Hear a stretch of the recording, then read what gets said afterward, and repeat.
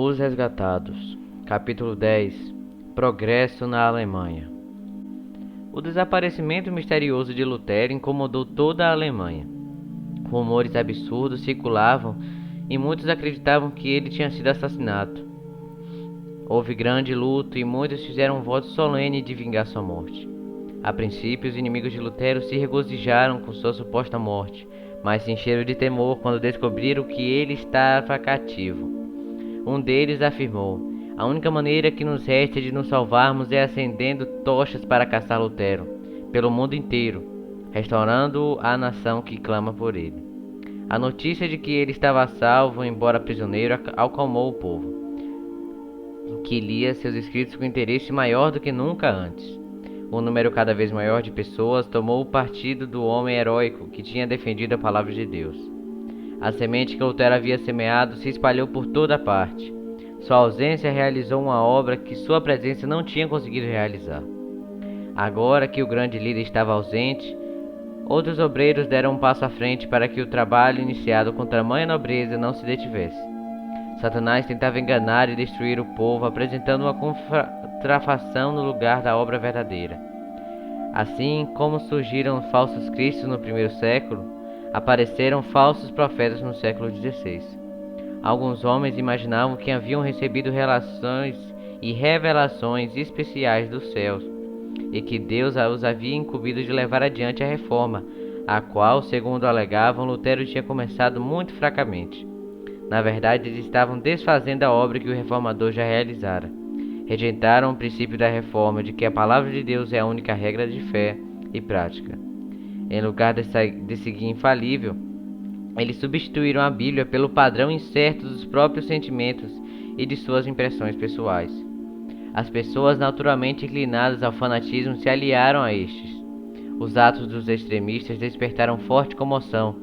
Lutero havia levado o povo a sentir a necessidade de se reformar, e alguns indivíduos honestos de verdade foram desencaminhados pelas falsas alegações dos novos profetas. Os líderes dos movimentos se aproximaram de Melanchthon dizendo: "Deus nos enviou para instruir o povo. Conversamos diretamente com o Senhor. Sabemos o que irá acontecer. Em suma, somos apóstolos e profetas e apelamos ao Dr. Lutero." Os reformadores ficaram perplexos. Melanchthon disse: "De fato, há espíritos extraordinários nesses homens. Mas que espíritos? De um lado, vamos tomar cuidado para não apagar o Espírito de Deus. Em contrapartida, não podemos permitir que sejamos enganados pelos espíritos de Satanás." O fruto do novo ensino se torna visível. Os falsos profetas levaram o povo a negligenciar a Bíblia ou a deixá-la completamente de lado. Os alunos deixaram de lado toda a moderação, largaram os estudos e saíram da universidade. Os homens que, na opinião deles, eram aptos para reavivar e controlar a obra da reforma, só conseguiram levá-los quase que à ruína. Os apoiadores de Roma voltaram a sentir-se confiantes e exclamaram em tom de triunfo: "Só mais uma batalha e tudo será nosso." No castelo de Wartburg, Lutero ficou sabendo do que estava acontecendo. Disse com profunda preocupação: "Sempre esperava que Satanás nos enviaria essa praga." Reconheceu o verdadeiro caráter daqueles falsos profetas. A oposição do Papa e do Imperador não causou tanta perplexidade e aflição quanto esses acontecimentos. Os supostos amigos da reforma haviam se tornado em seus piores inimigos, despertando contendas e causando confusão. O Espírito de Deus havia impulsionado Lutero adiante e o levado além de si mesmo.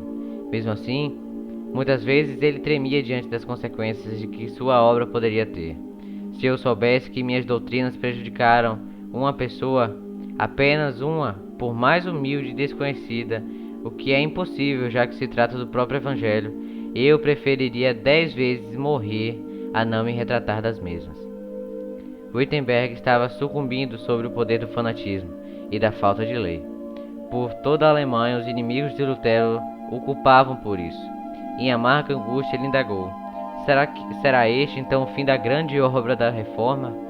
Mas enquanto Lutero lutava com Deus em oração, a paz inundou seu coração.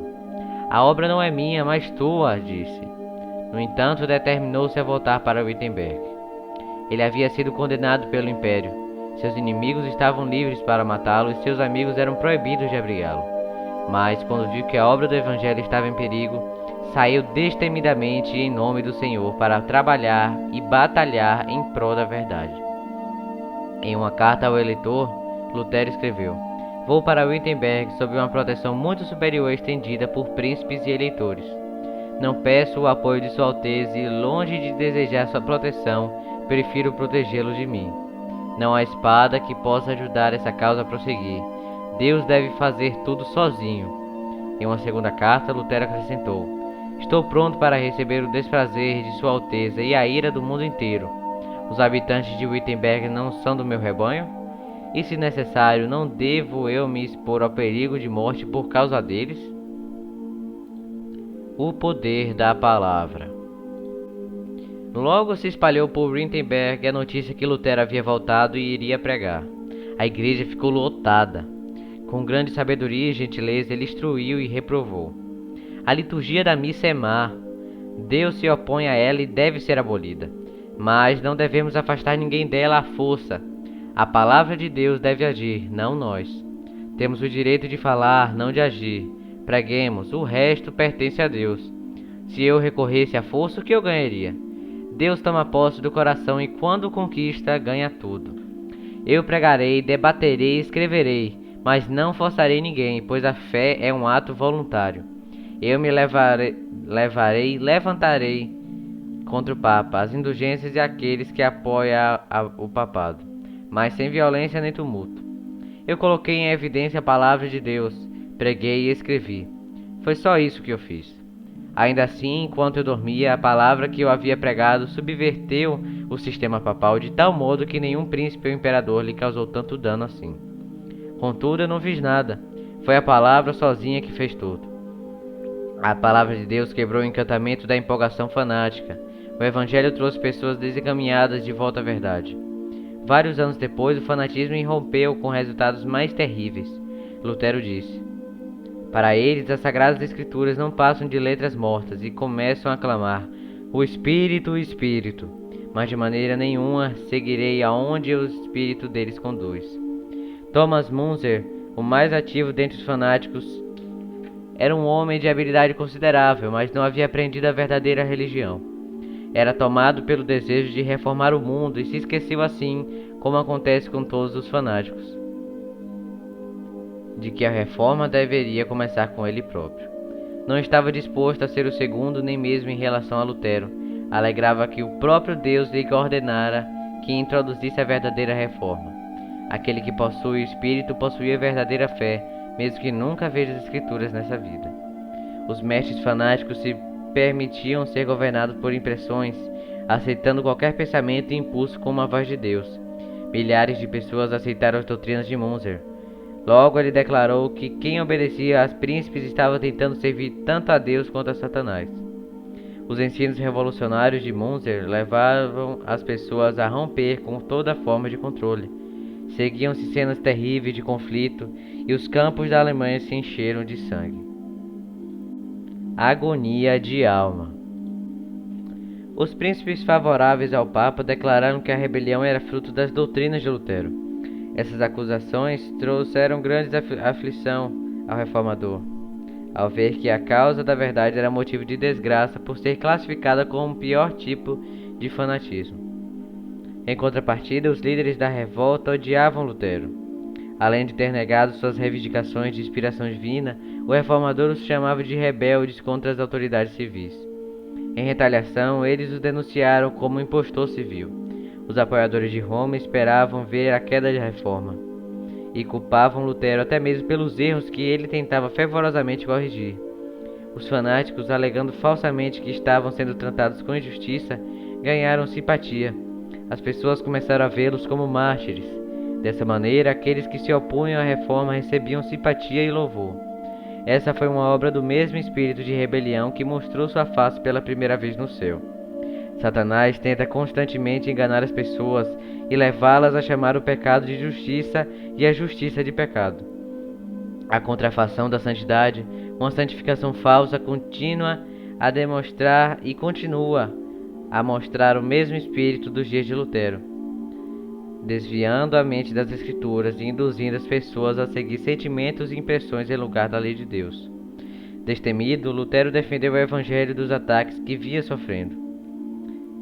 Com a palavra de Deus, guerreou contra a autoridade usurpada do Papa, ao mesmo tempo em que permaneceu firme como uma rocha contra o fanatismo que tentou se aliar à reforma. Esses dois elementos de oposição deixavam as Sagradas Escrituras de lado, exaltando a sabedoria humana como fonte de verdade. O racionalismo idólatra a razão e idolatra a mesma, e a transforma no padrão para a prática religiosa.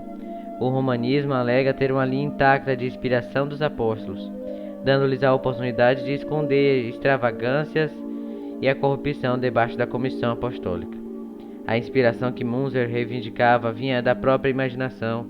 O verdadeiro cristianismo aceita a palavra de Deus como um teste de toda e qualquer inspiração. Quando voltou de Wartburg, Lutero concluiu a tradução do Novo Testamento e logo o Evangelho passou a circular entre o povo da Alemanha, no próprio idioma. Todos que amavam a verdade receberam essa tradução com grande alegria. Os padres se alarmaram diante do pensamento de que agora o povo comum teria condições de debater a palavra de Deus com eles, o que exporia a própria ignorância. Roma lançou mão de toda a sua autoridade para impedir que as Escrituras se espalhassem. Mesmo assim, quanto mais proibida a Bíblia, mais as pessoas realmente queriam o que ela ensinava. Todos os que sabiam ler a carregavam consigo e só se satisfaziam ao memorizar grandes trechos das Escrituras. Lutero começou imediatamente a tradução do Antigo Testamento. Os escritos do reformador eram recebidos de bom grado, tanto nas cidades quanto nas vilas. Aquilo que Lutero e seus amigos registravam, outros se encarregavam de fazer circular. Monges convencidos de que seus votos monásticos eram ilegítimos, mas ignorantes demais para proclamar a palavra de Deus, vendiam os livros de Lutero e de seus amigos. A Alemanha logo foi inundada por esses ousados vendedores de livros. Estudo da Bíblia por toda a parte. À noite, os professores das escolas das vilas liam a palavra em voz alta para pequenos grupos junto às lareiras. Todas as vezes, alguns corações se convenciam da verdade. A explicação das tuas palavras ilumina e dá discernimento aos experientes. Salmos 119 e 130.